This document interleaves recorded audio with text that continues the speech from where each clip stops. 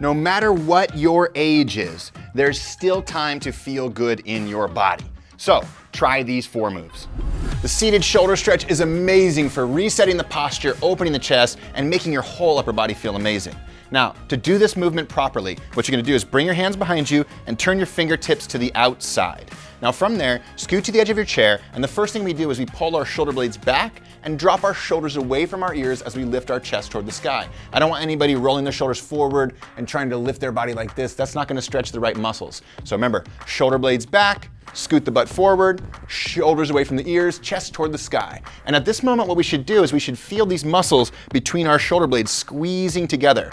When we feel these muscles squeezing together, it's gonna feel really good because we're activating those muscles and stretching these muscles on the front side of your body, which ultimately resets your posture, making your body feel so much better.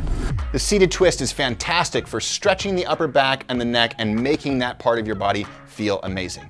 In order to do this right, you'll come to the edge of your seat. You'll make sure that your shins stay in the same place. So as you twist, I don't want you twisting your hips in your body. Keep your lower body in the same spot. Bring one hand over to the opposite knee and one hand either on the chair or on the back of the chair. From there, tall posture, and you're gonna basically pry yourself into this position. Now what's wonderful about this position is this. Take a big breath into your belly, squeeze your tummy muscles a little bit, and then as you exhale, try to look a little further with your eyes and let your whole spine twist. So You'll find that you can rotate a lot further because oftentimes people don't do this stretch. And so there's a lot of flexibility to be gained in the seated twist. Make sure you slowly unwind yourself out of the seated twist and then make sure you do the other side as well. The seated side bend is fantastic for strengthening the sides of the body and stretching your spine at the same time.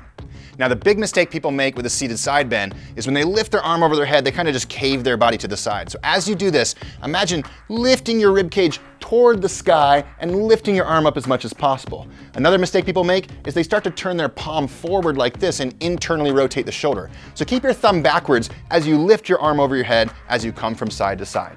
And finally, inhale as you go down to protect the spine. Exhale as you return to the middle position. This is such a fantastic move. And finally, sit to stance. Such a great movement for getting a break from sitting in a chair all day. Sometimes when we sit in a chair, we just need to stand up a few times to make our body feel a whole lot better. Now, in order to do the sit to stand properly, I always like to teach it in 2 different levels. The first one is using your hands for support. So if that first one was too hard for you, try this one. Hands go on the knees, butt goes back, knees are going the same direction as toes, and we really want to feel this stretch in our glutes and our hamstrings as we come down to the chair. The moment we touch our butt, we reverse the motion, pressing the heels into the ground, not the toes, heels into the ground, coming back to this hinged position, and then slowly standing up, right? The way I like to teach this is instead of thinking about lifting your head towards the ceiling, think about extending your hips forward.